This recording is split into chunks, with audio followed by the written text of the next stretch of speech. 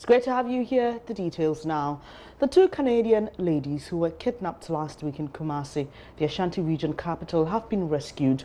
Lauren Patricia Catherine Tilley, 19, and Bailey Jordan Chitley, 20, were rescued last night in Sawaba, a suburb of Kumasi. Two suspects have been picked up, while two others are on the run. A statement released by Information Minister Kojo Nkrumah this morning said the rescue operation was carried out by national security operatives in the early hours of Wednesday, June 12, 2019. My colleague Ohiming Teria has been following this beat and joins us with more. Ohiming, are you able to tell us where the girls are at this moment?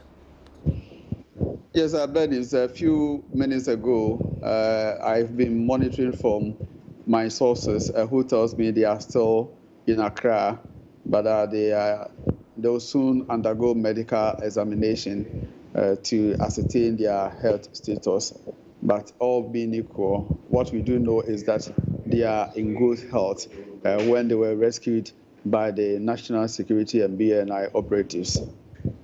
I know they say they are going to examine them medically now, but do we know if there are any signs of manhandling or visible injuries?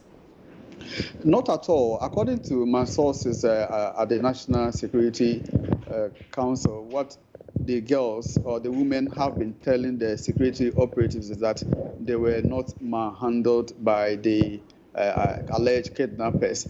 Neither have they been assaulted sexually by the kidnappers. So it says they were treated fairly by the members of the gang who kidnapped them. But we don't have enough information, just that we are told the Information Ministry will be organizing a press conference at 3 p.m. to tell us on the status of the investigations and then their health status as well. You mentioned briefly the gang, but has anybody been arrested or picked up? Yes, two persons were picked up before the girls were rescued yesterday at Sawaba, a suburb in Kumasi. But no, the identity of those who were arrested are not known.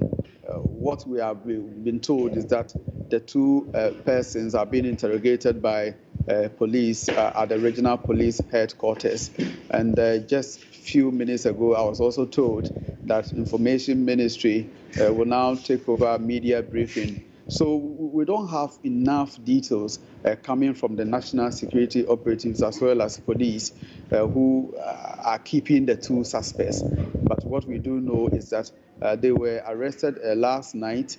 And don't forget, all this while we have maintained that 4 people or 4 suspects were involved when they kidnapped the woman just at the entrance of a private hostel at Ishaeso on June 4, 2019. One of them was behind the steering wheel, whilst 3 of them alighted from the vehicle, the red Toyota vehicle, and bundled the Canadian nationals into the vehicle. So it is not clear whether there are more suspects involved or police are probably looking out for more suspects. But what we do know is that at least 2 more suspects are being pursued by police. Tell us a bit more about the area where the girls were rescued. It's a bit, the information that we are picking up is not enough. Just that the national security operatives did not allow the media, you know how they work, how secretive they are.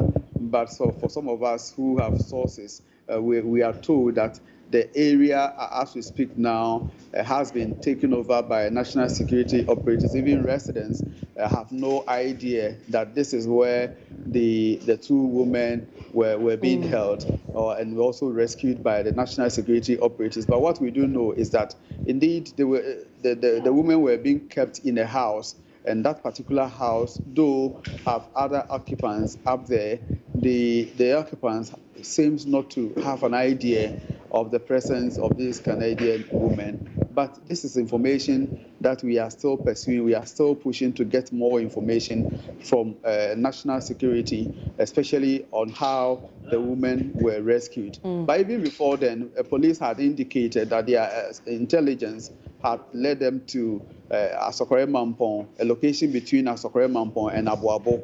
And it's not surprising that the women were rescued at Sawaba, which is also within the same enclave as police had indicated 3 days ago. So it comes as some sort of reprieve, especially for police, and especially the Ashanti Regional Police Command, who have been on top of issues since the two women went missing on June 4th, 2019. Ohiming, how would you describe Sawaba? Is it an urban area, a slum? How exactly does Sawaba look like? Sawaba is one of the most populated communities in Kumasi. A few years ago, it was part of the Kumasi Metropolitan Assembly, but it was carved out of Kumasi to join the newly created Asokore Mampong municipality.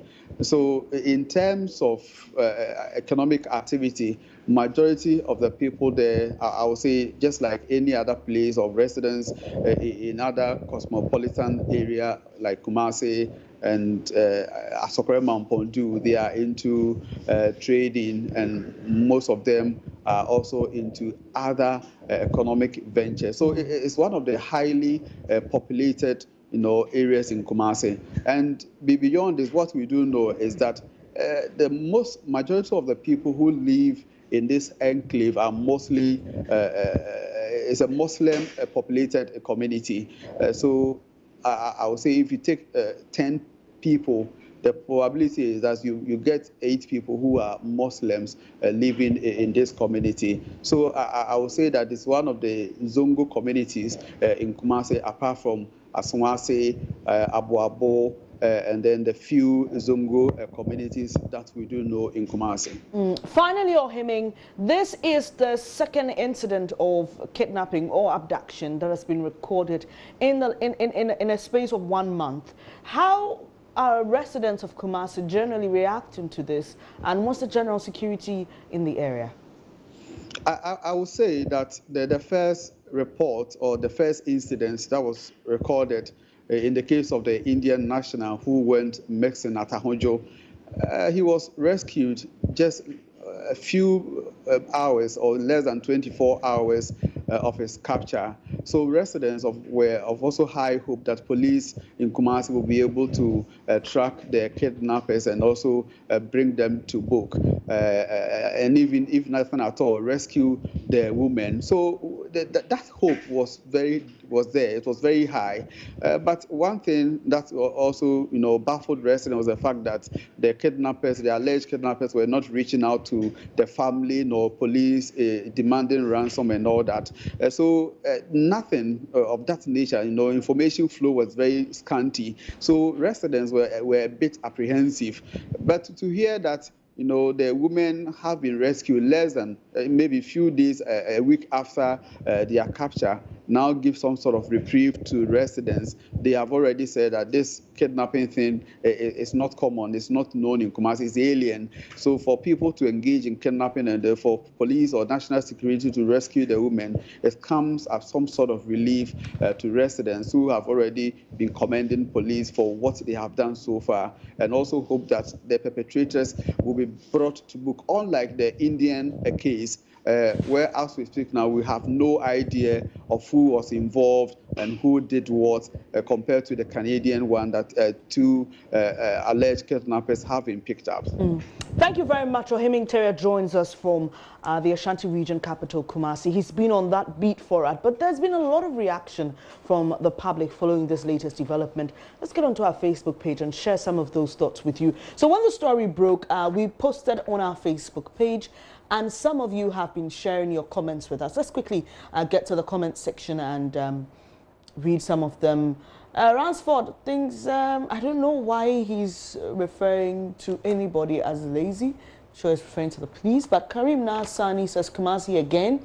This is getting serious by the day. People are turning to be kidnappers there, he says gradually. The regional security in Ashanti must up their game. And Kingsley Combat says, I hope they don't come out later to say they didn't find them, but but just wanted to give their families hope. Well, we are being told by the information minister that the girls have really been rescued. I get what Kingsley is trying to say there. Mutula Mohammed says, had it not been the intervention of the Canadian security experts coming to Ghana to aid in the investigation, they wouldn't still have been found. He says, you think Ghana police alone can achieve these results? Why haven't they found the Takrady girls yet? And there are 5 replies to that. Just to say that in the statement released by the information minister, we are told that the national security actually led this operation and rescued the girls. Ibn Jaluluddin says we need to outsource the police service to a different country. And Alberta says, dear Ghana police, find our 3 tardy girls. Thank you. Ghanaian lives matter too. And there are some 24 reactions, some likes, some loves, and somebody who's not so pleased with that comment. Nana Amo Holy Ghost says some nations are worth dying for. Please give me my share of the national cake. Let me relocate to Canada. Only 2 girls missing and a team of experts from Canada, beginning officer and the rest sent down before Ghana police rescued them. He sighs and says getting to a week down the line, they've been found. In Ghana, 3 girls go missing for almost 5 months and we're still looking for them. God save us. Nana Kwame says, my problem is, why should you kidnap someone and hide in Kumasi? And says the way situation makes Kumasi people wild. All right, and let's just end with King Lee, who says, so he's asking if we should clap for the police. They better bring back our tardy girls. Hashtag bring back our tardy girls. Well, security analyst Adam Buna has described the news of the Canadian ladies' rescue as a positive one. I picked up information yesterday. They were the combined team of Defense Intelligence, the CID, the COD and the BNI, the National Security. They were collaborating, to rescue these girls. And I think they successfully did that ASAP, because they did that, I think, last night. And some suspects, I'm told, are also in custody. Some suspects who were part of this, this whole orchestration to kidnap these girls have been arrested. But I'm not too sure how many people have been arrested as part of the operations to rescue the Canadians.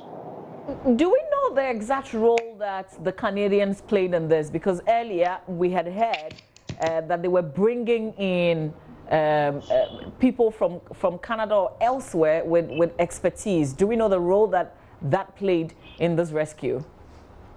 They didn't play any role at all.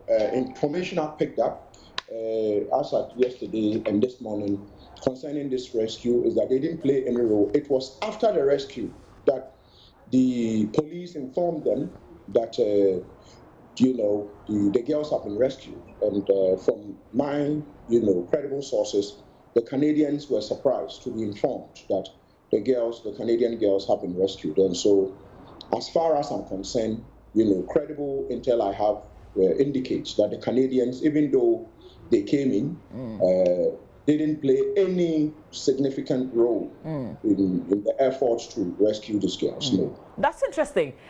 The question that we will obviously ask, because before these 2, we had our own 3 who have still not been found. I guess the question on a lot of minds this morning is the significance of this to that of the Takrady girls. Where should we be hopeful now? Should we put pressure? What exactly should we be doing? What's the significance of this to finding the 3 Takrady girls? It is very important, and I think security issues are becoming more topical now. But it is, I need to indicate that one individual who was part of the gang or deployed to kidnap these 3 Takrady girls is in police custody. One John, his name was mentioned by the young man the convict who is currently serving some jail term for escaping from lawful custody. He mentioned his name, and this John he's been arrested by the police, CID and the police. And so as I speak, information I picked up again is that he's likely to be presented before court, and so that they will be able to meet the mandatory 48 hours. Hopefully, if they're able to get a remand for him, they might be able to extract more information that might lead to finding the Takrady missing girls.